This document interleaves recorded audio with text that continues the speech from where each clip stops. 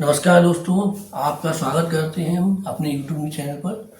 आज हम चर्चा करने जा रहे हैं दिल्ली हाईकोर्ट के एक बेहद ही बहुत महत्वपूर्ण निर्णय की, जिसमें कोर्ट ने स्पष्ट किया कि सेक्शन 147, 148 के तहत रीअसेसमेंट कब वैलिड होगा एवं अनएब्जॉर्ब्ड डेप्रिसिएशन कितने वर्षों तक कैरी फॉरवर्ड किया जा सकता है और क्या केवल ऑडिट ऑब्जेक्शन के आधार पर असेसमेंट रीओपन किया जा सकता है। कंपनी ने असेसमेंट ईयर 2010-2011 की इनकम टैक्स रिटर्न फाइल की थी। कंपनी ने लगभग 8.76 करोड़ की अनऑब्जर्व्ड डेप्रिसिएशन जो असेसमेंट ईयर 2001-2002 के लिए संबंधित थी उसे एडजस्ट किया।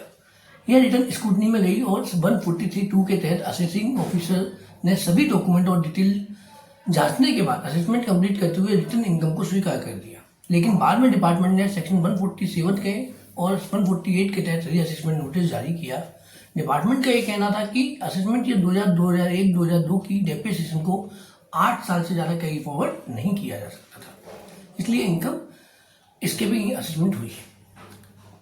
कोर्ट के सामने, दिल्ली हाई कोर्ट के सामने जो मुख्य 3 सवाल थे वो ये थे। पहला, क्या बिना किसी फ्रेश टेंजिबल मटेरियल के रीअसेसमेंट किया जा सकता है। दूसरा, 1/4/2002 के बाद सेक्शन 32 सबसेक्शन 2 के अमेंडमेंट में के पश्चात अनएब्जॉर्ब्ड डेप्रिसिएशन को अनलिमिटेड पीरियड तक कैरी फॉरवर्ड किया जा सकता है। तीसरा, क्या केवल ऑडिट ऑब्जेक्शन के आधार पर रीओपनिंग वैलिड मानी जाएगी। असेसी की ओर से आर्गूमेंट में ये कहा गया कि असेसिंग ऑफिसर के पास कोई नया मटेरियल नहीं था।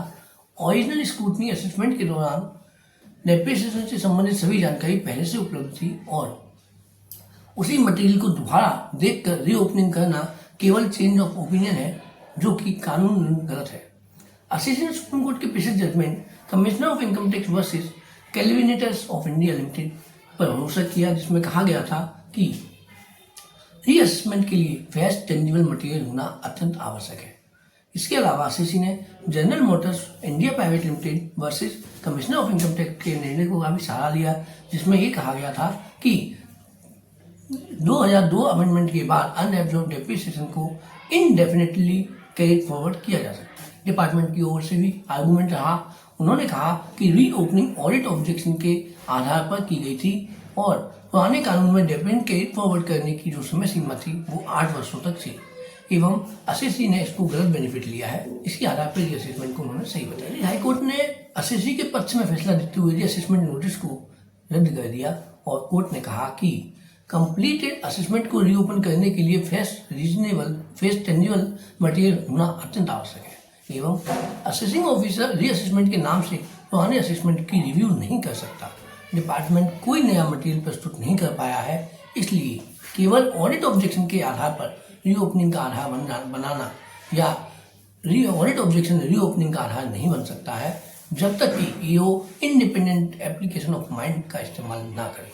सबसे महत्वपूर्ण बात यह है कि कोर्ट ने माना कि सेक्शन 32 सबसेक्शन 2 में 1/4/2002 से हुए अमेंडमेंट के बाद 8 वर्षों की सीमा समाप्त हो चुकी है एवं अब अनएब्जॉर्ब्ड डेप्रिसिएशन को अनलिमिटेड पीरियड तक कैरी फॉरवर्ड किया जा सकता है। दोस्तों, इस जजमेंट से 4 महत्वपूर्ण लीगल प्रिंसिपल निकलकर सामने आते हैं। पहला, post 2002 unabsorbed depreciation unlimited period तक कैरी फॉरवर्ड की जा सकती है। दूसरा, सेक्शन 147 का उपयोग कंप्लीटेड असेसमेंट की रिव्यू के लिए नहीं किया जा सकता। तीसरा, रीओपनिंग के लिए फ्रेश टेंजिबल मटेरियल बहुत ही अनिवार्य है, कंपल्सन है, वो वॉलंटरी नहीं है। केवल ऑडिट ऑब्जेक्शन के आधार पर रीअसेसमेंट वैलिड नहीं हो सकता है। इस जजमेंट में निम्न सेक्शन जो शामिल थे, section 147, 148, 32 subsection 2, 143 subsection 2 scrutiny and से आर्टिकल 226 एवं 227। यह जजमेंट तो टैक्स पेयर के लिए बहुत ही महत्वपूर्ण है, खासकर उन सभी मामलों में जहां डिपार्टमेंट केवल चेंज ऑफ ओपिनियन के आधार पर रीओपनिंग करने का प्रयास करता है। यदि किसी इशू की स्क्रूटनी असेसमेंट में पहले ही जांच हो चुकी है तो डिपार्टमेंट बाद में उसका मटेरियल पर रीअसेसमेंट नहीं कर सकता। साथ ही यह जजमेंट यह भी स्पष्ट करता है कि अनएब्जॉर्ब्ड डेप्रिसिएशन पर अब कोई टाइम लिमिट लागू नहीं है। बहुत बहुत धन्यवाद। अगर आपको मेरा वीडियो अच्छा लगा हो, उपयोगी लगा हो तो वीडियो को लाइक करें, चैनल को सब्सक्राइब करें, बेल आइकन दबाना ना भूलें।